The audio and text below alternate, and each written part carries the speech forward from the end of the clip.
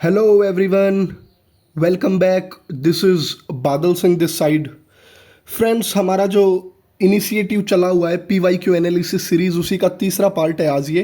And in today's video lecture we will be covering some environmental questions as well as try to identify a specific pattern of UPSC कि environment के questions में क्या specific pattern से सवाल पूछे जाते हैं. As well as we will also try to find out कि what is the source of MCQs from environment domain. Environment subject से जो क्वेश्चंस आते हैं उनका सोर्स क्या है.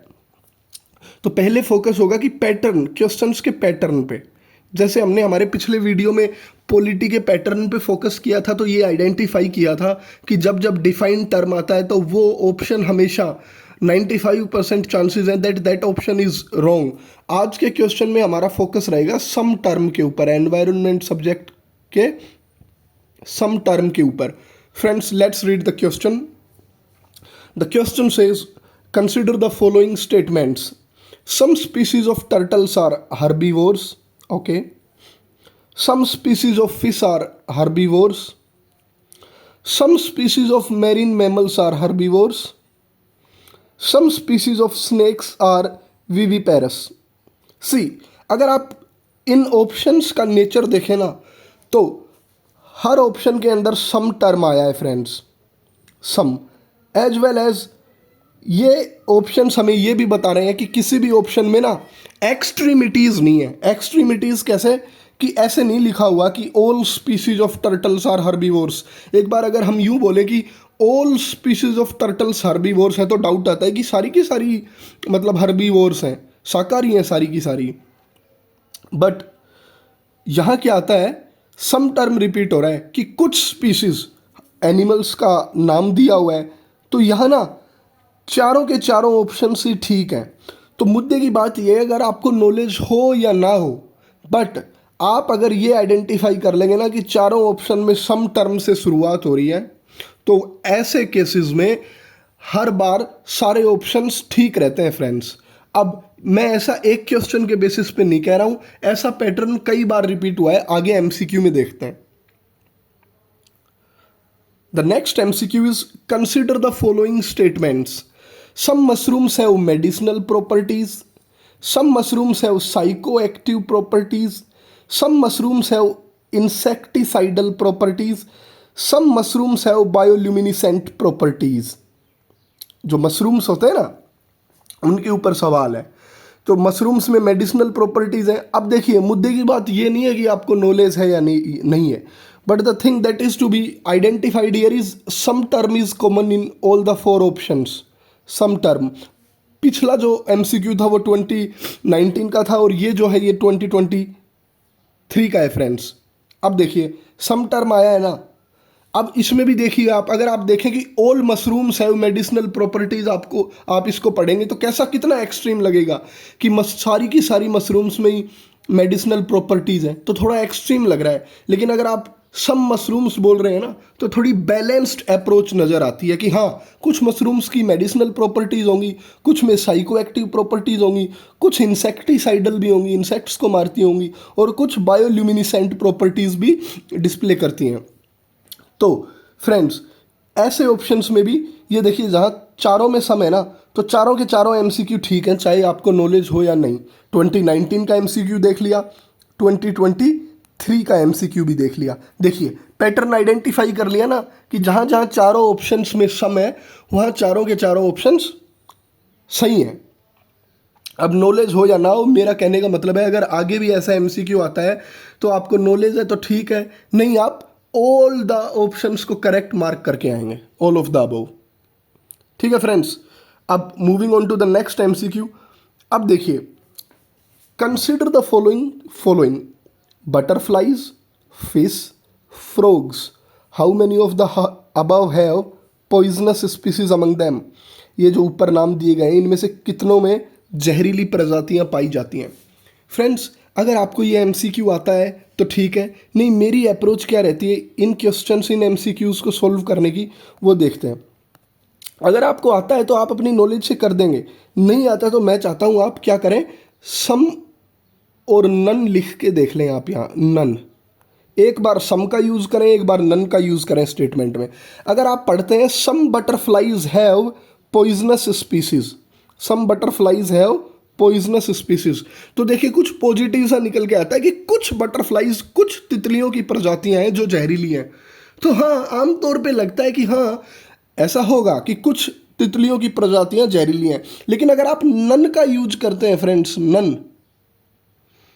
कि none of the butterflies species are poisonous, कि कोई भी तितलियों की प्रजाति पॉइजनस है ही नहीं। देखिए कितना एक्सट्रीम स्टेटमेंट है कि इतनी हजारों प्रजातियां हैं बटरफ्लाई की, तो क्या कोई भी पॉइजनस नहीं होगी? तो देखिए अपने आप में बोलने में ही गलत लग रहा है वो, अगर आप कॉमन सेंस लगा रहे हैं तो इसलिए देखिए सम लिख के देखा ना हमने तो थोड़ा सा ठीक लगा। ऐसे ही अगले एमसीक्यू पे अप्लाई करते हैं। अगर हम बोलते हैं कि none of the species of fish have poisonous character, कि कोई भी मछलियों की प्रजाति जो है ना वो जहरीली है ही नहीं, कोई भी मछली, अगर ऐसे पढ़ें तो देखिए कितना गलत लग रहा है बोलने में। लेकिन अगर इसको हम ऐसे पढ़ें that some fish have poisonous species some, तो फिर से वही बैलेंस्ड लग रहा है कि हाँ कुछ मछलियां हैं जो जहरीली हैं। ऐसे ही फ्रॉग्स पे आ जाइए आप कि सम फ्रॉग्स हैव पॉइजनस स्पीसीज, तो आपको लगेगा हाँ कुछ मेंढक होंगे जो जहरीले होंगे। लेकिन अगर आप ऐसे बोलें कि none frogs have poisonous species, तो फिर से एक्सट्रीम लगता है स्टेटमेंट कि कोई मेंढक है ही नहीं जो जहरीला है, दुनिया में इतने प्रजातियों में मेंढक हैं। तो ऐसे केसेस में जहां आप आंसर पता है तो ठीक है, नहीं सम और नन का यूज करें और आइडेंटिफाई करें कि बोलने में कौन सा एक्सट्रीम लग रहा है। बैलेंस्ड अप्रोच जहां नजर आ रही है वो अप्रोच चुनें आप और फिर अपना आंसर मार्क कर दें। इस एमसीक्यू का आंसर होगा ऑल 3। मेन बात ये थी आपको कि अप्रोच बताना कि कैसे एमसीक्यू को सोल्व करते हैं, ठीक है। अब moving on to the next MCQ. अब फ्रेंड्स यहाँ पे ना आपको नॉलेज देने के लिए मैं एमसीक्यू सोल्व नहीं करवा रहा हूँ, मैं करवा रहा हूँ आइडेंटिफाई करने के लिए कि सोर्सेज क्या है। ऑफन स्टूडेंट्स कंप्लेन कि बुक में तो कुछ आया ही नहीं, बुक्स में से तो कुछ मेंशन ही नहीं है। देखिए ये एमसीक्यू था, the organisms cicada, frog hopper and pond skaters are, ये जो ऊपर नाम दिए गए हैं ये क्या हैं? ये इंसेक्ट्स हैं फ्रेंड, इंसेक्ट्स। लेकिन मेन जो बात है ना वो आइडेंटिफाई हमें ये करनी है कि ये सवाल पूछा कहाँ से गया है। तो देखिए अगली स्लाइड में देखते हैं, ये देखिए the emergence of cicadas in 2024 will rewire ecosystems. ये एक ऐसा इवेंट था जो 200 सालों में हो रहा था नॉर्थ अमेरिका में। ये 9 मई 2024 की खबर है और जून के प्रीलिम्स में यूपीएससी ने पूछ ली। देखिए आप, सिकाडाज क्वेश्चन में भी टर्म है ना, सिकाडाज, सिकाडा, ये इंसेक्ट्स हैं। तो मेन बात ये है कि हमें सोर्स भी पता होना चाहिए। अगर हम जैसे सोचते हैं ना शंकर आईएएस की बुक पढ़ लें या कोई और सोर्स पढ़ लें, ठीक है आपके बेसिक्स मजबूत हो जाएंगे वहाँ से, बट अगर आप चाहते हैं कि आप उन ऑप्शंस को राइट मार्क करें जो बहुत कम लोगों को आते हैं, तो मैं चाहता हूँ कि आप ये जो डाउन टू अर्थ वेबसाइट जो है उस पर भी नज़र बनाए रखें। वहाँ से पूछा गया है ये एमसीक्यू। डाउन टू अर्थ ना बिल्कुल फेवरेट है यूपीएससी की, मैं बता रहा हूँ आपको, आगे भी मैं आपको और एग्जांपल्स देता हूँ।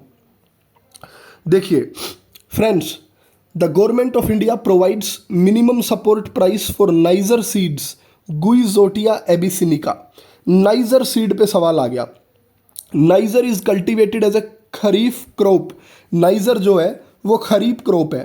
The third statement is some tribal people in India use niger seed oil for cooking. Some term आ गया देखिए एनवायरनमेंट के में, ये सही होगा कि कुछ ट्राइबल पीपल जो है ना वो नाइजर सीड यूज करते हैं कुकिंग में। हाँ करते होंगे, लेकिन अब पता है बच्चों की प्रॉब्लम क्या रहती है कि यार हमने ना काफ़ी खरीफ क्रॉप्स एनसीईआरटी ज्योग्राफी में पढ़ी, लेकिन हमें नाइजर सीड देखने को ही नहीं मिला। ये कैसे एमसीक्यू है, कहाँ कहाँ से आ जाते हैं? ठीक है आपने एनसीईआरटी पढ़ी, दैट इज़ गुड, बट मैं चाहता हूँ अगेन आंसर बताने से पहले आप सोर्स देखिए। डाउन टू अर्थ जो वेबसाइट है ना एनवायरनमेंट की, जो मैगजीन भी निकालती है, वहाँ से सवाल उठ के आया कि India's niger seed cultivation is declining. कितनी बड़ी बात है कि जो नाइजर सीड का कल्टीवेशन है इंडिया में उसे फार्मर्स कल्टीवेट ही नहीं कर रहे हैं। तो ये एक आर्टिकल आया था, उसी आर्टिकल पे इन्होंने सवाल बना दिया। डाउन टू अर्थ पे था ये आर्टिकल कि गवर्नमेंट ऑफ इंडिया प्रोवाइड करती है एमएसपी नाइजर सीड के लिए। नाइजर खरीफ क्रॉप है। अगर आप इस आर्टिकल को पढ़ते ना तो बिल्कुल यूं की यूं सारी की सारी स्टेटमेंट्स ठीक थी, सारी की सारी स्टेटमेंट्स वहीं से उठाई हैं इन्होंने। तो ऑल 3 इसका आंसर है। बट आंसर से पहले मेरा मकसद है आपको सोर्स बताना। अब देखिए अगला एमसीक्यू देखते हैं।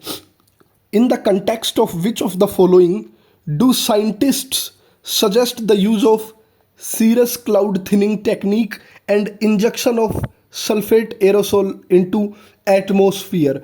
अब ये वही बात आ गई कि ये भी स्टैंडर्ड बुक्स में आपको देखने को नहीं मिलेगा। लेकिन आंसर बताने से पहले मैं आपको सोर्स बता दूं कि ये जो सवाल है ना ये कहाँ से पूछा गया।